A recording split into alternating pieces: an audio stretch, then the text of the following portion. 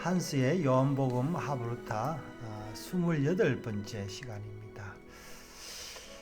자, 오늘 이제 눈먼 자에게 임한 이제 기이한 삐들의 지금 맹인된 자를 이제 고치면서 눈뜬 자에게 한 이야기인데요.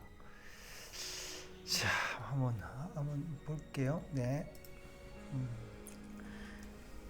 성경은 창조주 하나님의 구원 언약인 여자의 후손에 대한 계시의 말씀이다. 이 여자의 후손은 아들로 오셨고 그의 이름은 기묘자요 묘사이며 전능하시고 영존하신 아버지시며 평강의 왕이시다.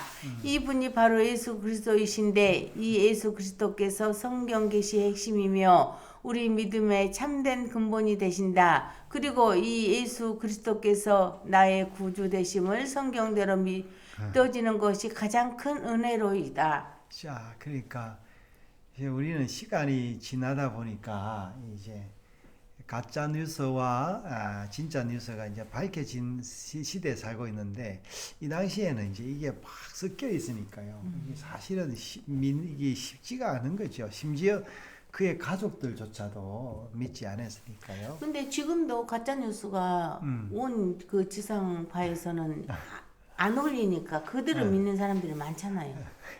진실을 말 안 하니까. 그래서 그걸로 장사해서 따라다니는 사람들이 있죠. 뭐 대표적인 종교적인 가짜 뉴스는 이단인데, 뭐 예수님 당시부터 지금까지 앞으로도 그렇겠죠.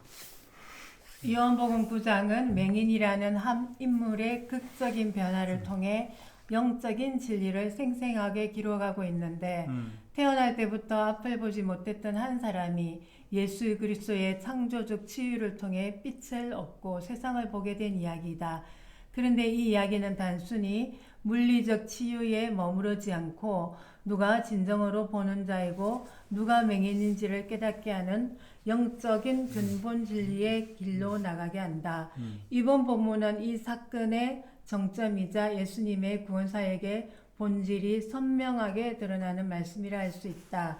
예수님께서는 맹인을 고치신 후 바리새인들의 핍박과 논쟁 속에서 출교되어 홀로 서 있는 그를 다시 찾아가서 내가 인자를 믿느냐라고 물으시면서 그의 믿음을 더욱 굳게 세워주신다. 자, 이제 인자 이름, 이 구약에 나오는 이제 인자인데 아마 이제 메시아를 지금 지칭하는 것 같습니다.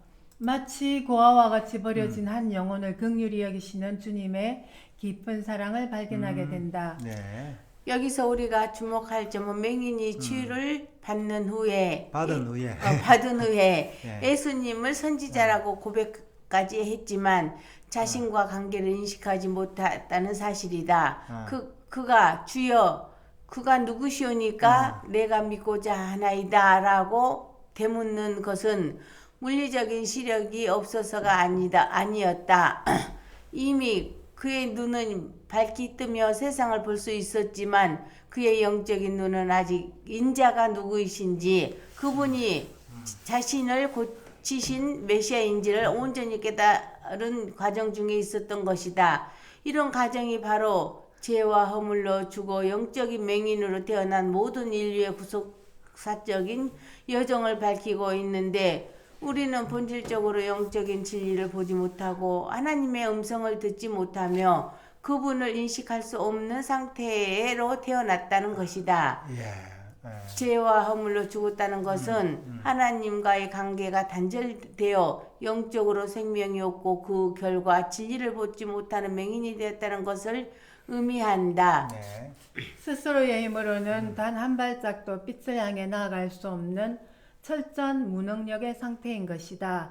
그러나 맹인이었던 우리 모든 인생의 참된 소망은 무엇인가? 예수님께서 친히 그에게 자신을 계시하신 것이다. 내가 그를 보았거니와 지금 너와 말하는 자가 그이니라. 자, 이 지금 내가 그다. 마치 이 오경에 뭐라 했어요. 누굽니까? 모세가 누굽니까? 나는 스스로 있는 자입니다 했는데 예수님도 예, 이렇게 이야기를 했습니다. 이 말씀 한마디에 맹인의 영적인 눈이 비로소 활짝 뜨인 것이다. 그는 더 이상 지상에서 자신에게서 빛을 주신 분이 누구인지 헤매지 않는다. 그는 즉시 주여 내가 믿나이다라고 고백하며 예수님께 무릎을 꿇어 경배하였다. 그는 예수님을 예수라 하는 사람에서 선지자로 그리고 이제는 인자이자 주로 온전한 믿음의 단계에 이르게 된 것이다. 자, 이렇게 이제 고백하는 거는요. 이건 당연한 것이죠. 왜냐하면은 자기 눈을 뜨게 해줬으니까 이거는 예. 근데 이제 중요한 거는 이후에 이 사람이 끝까지 어떻게 믿음을 유지했을까. 예, 그렇죠. 이것이야말로 어둠에서 불러내어져 그의 기이한 빛으로 들어가게 하신 하나님의 놀라운 은혜의 역사이다. 영적으로 맹인이었던 자가 빛이신 예수 그리스도를 만나 자신의 영적인 어둠을 인정하고 그분을 주로 고백하며 예배하는 자리로 나간 것이다. 네. 이제 예수님의 시선은 맹인의 눈을 뜨게 하는 표적을 목격하고도 믿지 못하며 오히려 예수님을 비난하는 바리새인들을 향하고 있다.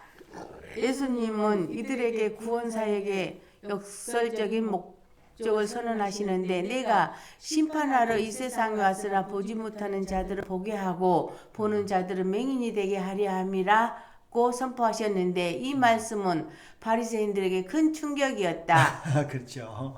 왜 그러냐면은 예. 자기들이 본다고 하는 자들은 뭐라 했어요? 맹인을 만든다. 예.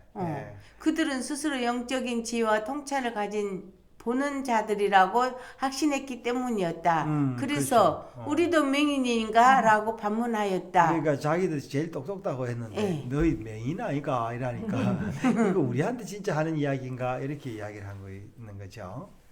예. 그들의 질문 속에는 자신의 이선이 드러날까 하는 두려움과 함께 예수님을 향한 비난의 웃음이 섞여 있는 것이었다. 네.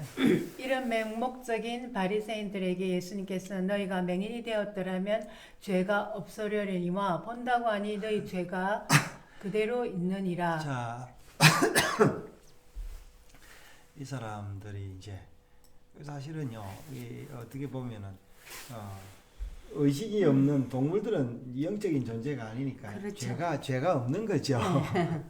뭐 본다라는 단어와 이게 뭐 없으니까. 근데 이 사람이 이제 영적인 이 죄인이었기 때문에 이 사람들이 이제 뭐랬어요. 예, 내가 영적으로 뛰어났다 이렇게 생각하니까 예수님이 뭐해서 죄가 있다라고 이야기를 하고 있습니다. 준엄하게 말씀하셨다. 이 말씀은 예수님이 계속 맹인으로 살아가라는 저주의 말씀이 결코 아니다.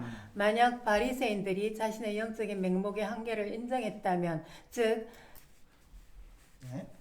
만약 바리새인들이 자신의 영적인 맹목과 한계를 인정했다면, 즉 내가 눈이 멀어 진리를 보지 못합니다. 라고 겸손히 고백했다면 그들에게는 죄가 없으려니와의 말씀처럼 이는 그들의 죄가 사해질 길이 열려 있었을 것이라는 의미이다. 예수님께서는 이들에게도 은혜의 빛이 임하기를 간절히 바라고 있었다고 할 수 있다. 성경의 언약적 사랑은 누구에게나 하나님의 시간까지 은혜의 문이 열려 있는 것이다. 네, 자 이게 이제 누굴 차별하는 게 아닌데 예를 놓쳐버렸어요. 그렇죠. 네. 9장의 맹인 치료 표적은 나는 세상의 빛이요 오신 예수님을 증거하는 사건이다. 예수님께서 맹인의 눈을 열려주신 사건은 육신의 치유가 목적이 아니라 영적 어둠을 몰아내는 데 목적이 있다. 맹인은 육신의 눈이 열림과 함께 영적 눈도 열려져 하나님의 아들을 보고 믿게 된 것이다. 예수님께서는 그의 백성들의 눈을 열어 어둠을 뚫고 기이한 빛의 나라로 들어가게 하기 위하여 하나님의 아들로 이 땅에 오신 것이다. 오늘의 성도는 믿음으로 이 놀라운 은혜의 빛을 받는 복된 백성이다. 우리는 그 나라에 이르기까지 예수님의 제자로 이 땅의 복음의 빛을 비추어야 할 것이다. 자 이제 복된 백성인데 이제 복된 백성이 한 번만 복되는 게 아니라 그 나라 가기까지 이제 복돼야 되는데요.